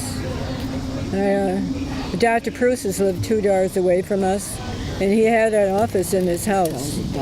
And he called my mother up, and he asked my mother if he could offer me a job. And my mother said, sure. What did you want her to do? He says, well, I'm going to teach her how to answer the phone right and how to do the books. And maybe I'll teach her some other things. So my mother told me, okay, you want to go to work with Dr. Preuss's? So I said, okay. So it was just Saturday mornings was when I worked. But I was there for quite a while, and I learned a lot. He taught me how to clean drills. And I had a little thing in it with a thing, and then I would clean the drills, because then when you had the drills, when people had a cavity, you drilled all the time. So they would use the drills over and over again. So one of my jobs was to clean the drills. I remember doing that. But I was there for quite a while, and I rather enjoyed it. But that was my first job. I was in Dr. Preuss's office. Yeah. Dr. Preuss's name came up, and I said, Edward, we have to tell the story of Dr. Preuss's when he was in the Army, and he was a very nice man. He was. A very nice man. I say that because what they did to him was not very nice. What? We had nothing against him. I don't remember what we had against him. I was little, and we used to soap windows. You don't do that. So they did something to his car for Halloween. He couldn't see out of any window ever, and he came out, and he was mad. Did he catch you and Glennie? I don't remember. He chased getting nobody, caught. but it wasn't soap that was on his window. Was it paraffin wax? Paraffin wax on the inside and the outside. We were bad. And do you know what? When I was a high school student, a senior, we had to write a story, and I wrote a thing about the perplexed lieutenant, and I even went and gave him a copy of it to tell him that I remembered that, and he said, oh, he never forgot. We did. Yeah, I was involved in that too. Wonderful children. Yeah. I mean, I don't know why we I don't did know. that Well, to first of him. all, he only lived 2 doors away from us. Who's I can't understand how my mom didn't see us doing it because his car was right parked out in front. She was probably happy it was quiet for 5 minutes. Oh, it was Halloween. Soaping windows was really common then. Soaping windows, I never see it anymore, but for a week or two before, Kids used to have fun. soap windows. You'd go to anybody's house, you'd soap the windows. Well, see, that's why and they ring say their trick or doorbell treat. and then run. So Now, you'd wonderful say children. trick or treat, and then the trick was if they didn't give you anything nice, then they had to pay for it. Oh, we didn't do that. They gave us. Oh, that was on the house next door when Liddy, that old lady there. Stankus? No, Yoshis? no, right next door to Mr. Pruce's, but across the prairie from us. Yeah. Before the Cakers, that was the Yeah, Jewish before the family. Cakers. Cons. Before the Cons, Levinsky's? not Levinsky, your girlfriend. There was another one, Liddy LaLugan. Oh, Jimmy. Oh, I remember her, that lady, the Lugan lady. Yeah. Yeah, well, anyway, she was a crabby old thing. She's the So, one that Mrs. Kavora came out and they almost had a fight. That Yeah. lady hit Richie. Oh. oh man, well, anyway, I had the paraffin up and I wrote on the side of the house in a Facebook, "You stink." Oh, Jimmy! Jimmy. It was, and You nope, didn't. Yeah, you could see it from our house. I didn't know And about Mr. Caker tried his life to get it off, but I never told him what it was. His paraffin. Jimmy. You were there. Was I there? You were there. Oh God, I must have been. Oh, I must have I been don't nuts. remember. I don't remember Yeah, either. well, I it's don't probably remember. still Must have done it all I'm by kind of himself. glad I don't remember. I remember that. I remember. I wrote on that brick wall, "You stink." Oh, nice child. Yeah. I remember the day that Joey Caker came home from the army, though. Jerry Oh, I Coat remember. Caker came home from the army, and he went next door to. He lived next door, of course. He rang in the doorbell, and nobody came to the door. So he comes to our front door, and he rings the doorbell, and there he is in full uniform, and he says, "Could I please come in? I came home now from the army, but there's nobody home to meet me." And I thought, oh my gosh, So he came in, and finally he noticed his parents came home, and his mother was so upset that she wasn't home. But he had come home sooner than they had planned on him. And of course, he was in their whole, he was their whole life. Tried to make. But, Spunky and Oh, Dookie. yeah. Ed, Okay. do you remember They when had a Miss- big German Shepherd Dookie, and we got Oh, Spunky. Dookie, yeah. Remember, So we tried to made him. made We him. tried to made him with the spunky. Yeah, with Spunky. Didn't work. They didn't know what to do. They're dumb dogs. Neither did we. They don't overdo That it. was funny. We Yeah. were grandchildren. We'll mate the dogs while our mother's not at home. We had no idea what that was. No. I was the little one, always behind, looking. Oh yeah, we'll do that. We were wonderful children. Well, do you remember when Mr. Caker had the prairie was all what do you call it? The lawn was all Yeah, he fixed. cleaned it up. And then he took a park bench and he put it in the middle of his side, and then he would sit there with his martinis in the middle of the afternoon. Do you remember him sitting there in the middle of the afternoon with his martinis? And he'd sit there and have his drinks and just look around and see what was going on, It was a very nice yeah, man. he was, but he always Joe had his Keeper, we used to martinis drink in the middle of the gin fizzes in afternoon. his I remember basement. that. But he Yeah, was nice guy. Gin and tonic or something. Marilyn Ballard and Glennie and Joey and I were. Oh my God, we used to he drink was gin and he was something. a detective, wasn't he? And- Yeah, He was with the police force. yeah, he he was was in on the the police force, something to do with the police force. Yeah, I think he was a detective. He never wore a uniform, but I know. He would never wear a uniform. No, but I I know. I seen one time he had a revolver in his pocket. Yeah, he Just had a revolver on. Yeah, and you remember O'Connell's, Mr. Oh, and Mrs. yeah, he was- O'Connell? they were- O'Connell, sure. Yeah, they were so nice to Timmy me. and- Teresa was my good friend. Teresa. Yeah, Teresa. Loretta, And Timothy, Bobby. and Bobby, Yeah. all But neighbors. Loretta And the became a Spatolas, nun, the and Bobby. Madigans, the Well, Novickis. Timmy became a priest, and No, Loretta. he didn't. Did he drop out? A brother. He never went to be a priest. Oh, it was Holy Cross down at Notre Dame. He was a Holy Cross. Okay, because Loretta University of became Notre a Dame. nun, and then, but Could you Teresa imagine, got. Did you ever think Timmy O'Connell would turn out to be a holy person? He was yeah. worse than you. He was a Dickens. He was. He was a pain in the Well, ass. Teresa got married, and I think she had something like 7 kids.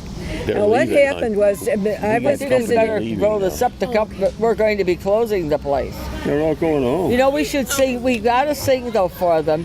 the Gummer Grow Heston if we're going to end this. Okay, well, you're going to have to sing then. Okay. The Gummer Grow Heston and come and Brookabore and come and Brookabore and come and Brookabore. The Gummer Grow Heston and come and Brookabore. Manga manga horse to bore. Manga manga horse to bore.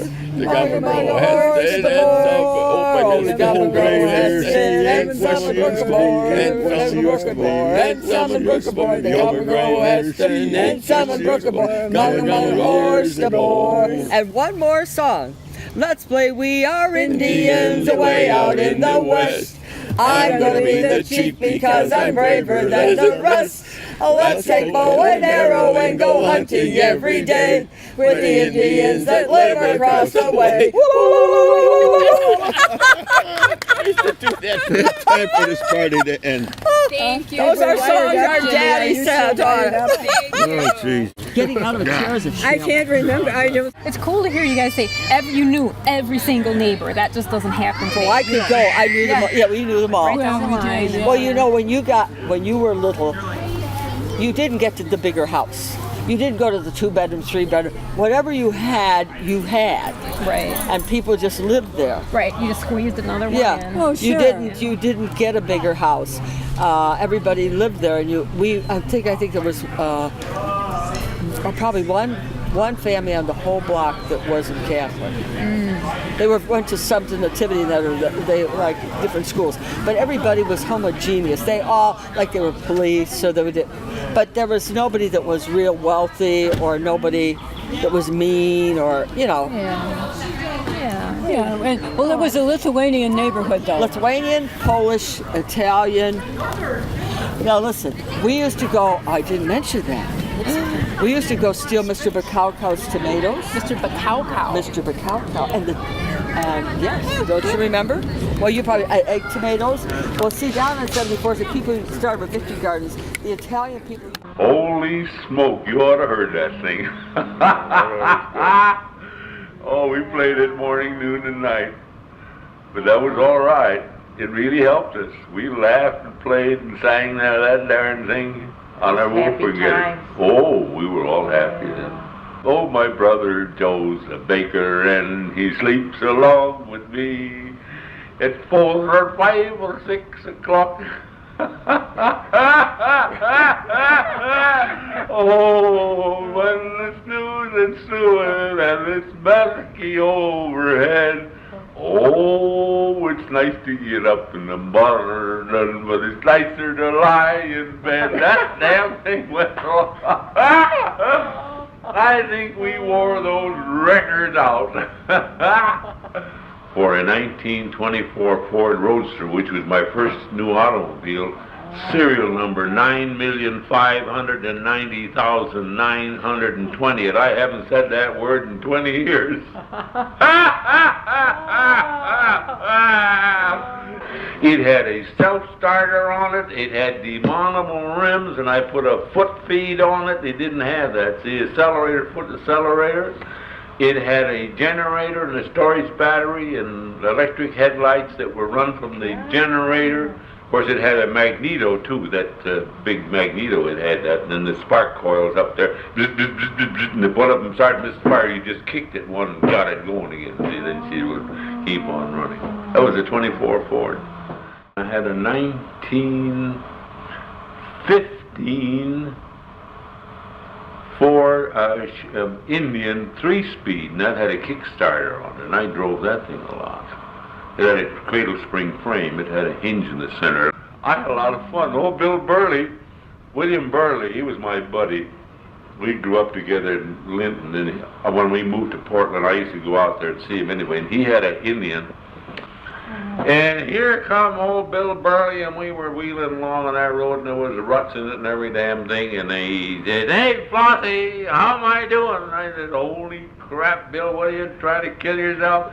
Here he was coming about 55 miles an hour, and he was leaning, the bike with that, he was leaning about forward like that, standing up on the seat.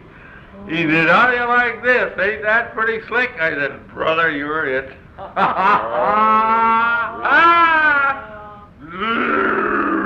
Down the road.